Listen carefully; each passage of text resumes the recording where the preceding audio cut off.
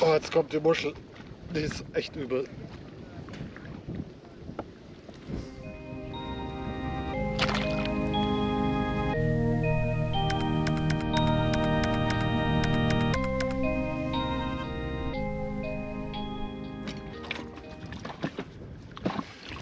Ich habe gehört, oder ist auch so mein Eindruck, jeder Segelblock muss wohl mal irgendeine Art von Ankertest gemacht haben.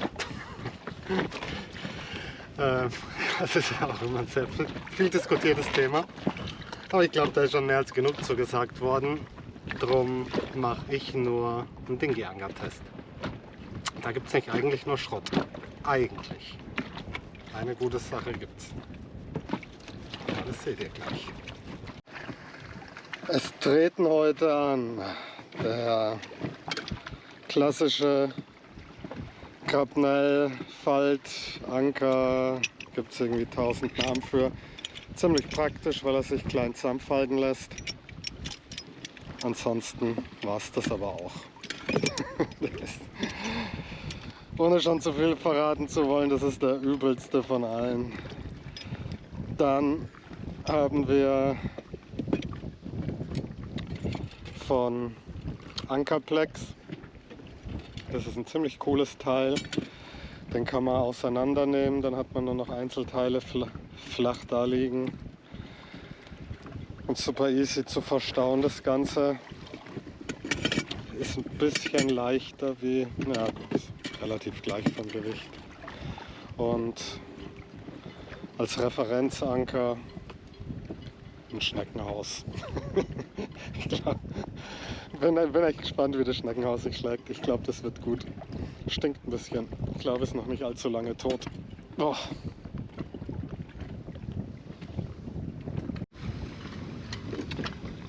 Dann legen wir los mit dem Ankerplex.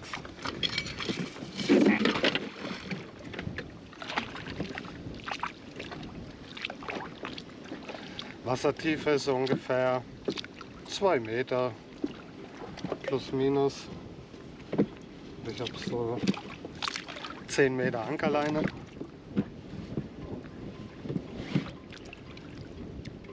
Relativ realistische Bedingungen. Der Boden ist einfach nur Sand, feiner Sand, tief runter. Gut, dann schauen wir uns doch das Ganze mal an, wie das läuft. Jetzt gucken wir uns das Ganze mal doch von unter Wasser an. Nachdem ich aber leider nicht in der Lage war, gleichzeitig unter Wasser zu filmen, als auch mein Dinghy zu lenken, habe ich kurzerhand meinen Kumpel Thomas Shanghai und der musste dann mal seine Unterwasserschiff-Reinigungsarbeiten unterbrechen und mir zur Hand gehen. Gut, mit einfach nur ein bisschen Wind und Strömung. Boah, die Muschel stinkt. So krass. Nur mit ein bisschen Wind und Strömung hält der Anker bombig, überhaupt kein Problem. Jetzt schmeißen wir mal noch den Außenborder dazu an.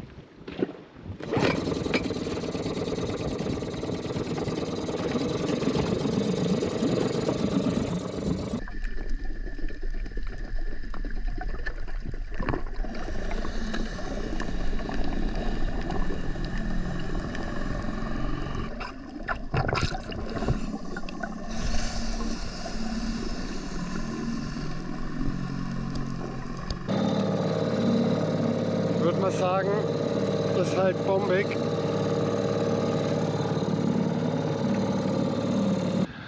Grapnel. Ja.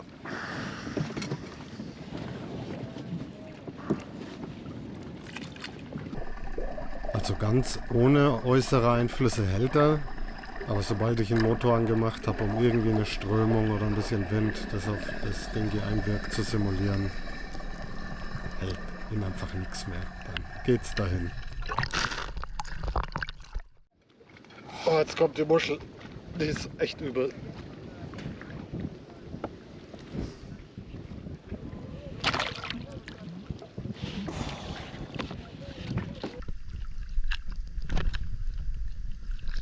Ja, zuerst probieren wir mal ohne Motor, ob die hält. Einfach nur so den Wind und die Strömung und ich würde sagen, ist gar nicht so schlecht.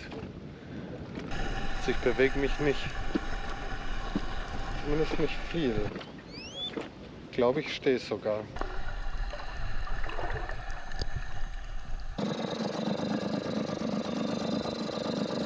Bei der Muschel war ja zu erwarten, dass das Fliegen anfängt, sobald ein bisschen Zug auf die Leine kommt, aber im Endeffekt finde ich es nicht viel schlechter wie den Grapnellanker. Ein schwerer Stein ist, glaube ich, einfach ebenbürtig.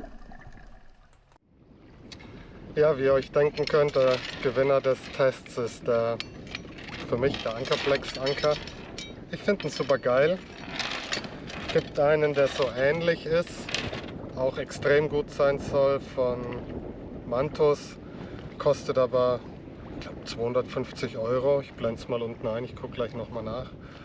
Und der von Ankerflex ist halt ein Vielfaches günstiger. Ich habe damals 50 Euro plus Versand gezahlt, als ich den gekauft habe, und er ist einfach extrem gut, ein Schnapper. Und der Klassiker ist ja dieser Grapnel, dieser Faltanker, und der ist ja wirklich Schrott. Also da kann man genauso gut einen Stein oder eine Muschel nehmen. Das Einzige, wofür der tauglich ist, wenn man irgendwie auf felsigen Untergrund ankert oder der Meinung ist, seinen Anker ins Riff schmeißen zu müssen, wo er sich in irgendwelchen Spalten, Korallen verhaken kann, aber Anker ins Riff schmeißen machen sowieso nur Vollidioten und Arschlöcher. Entschuldigt die Ausdrucksweise. Klassischer Ankergrund fürs Dingi ist ja eigentlich Sand. In der Nähe vom Strand haut man Anker raus oder an einem Schnorchelplatz. Es ist meistens irgendwie sandiger Boden, und da ist der Grapnel einfach völlig unbrauchbar. Und ich weiß nicht, warum er so verbreitet ist. Das ist der als der Dingi-Anker immer verkauft wird, meistens im Set noch mit einer Leine schon, auch in allem, aber es ist einfach ein Schrottteil.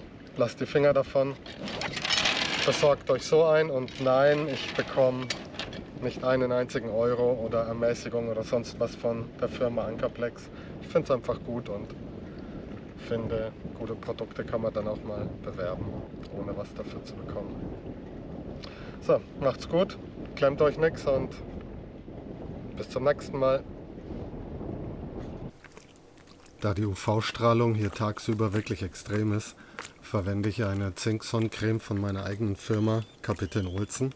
Und wenn du den Gutscheincode DingiAnker im Warenkorb eingibst, bekommst du auf unsere Sonnencreme 15%.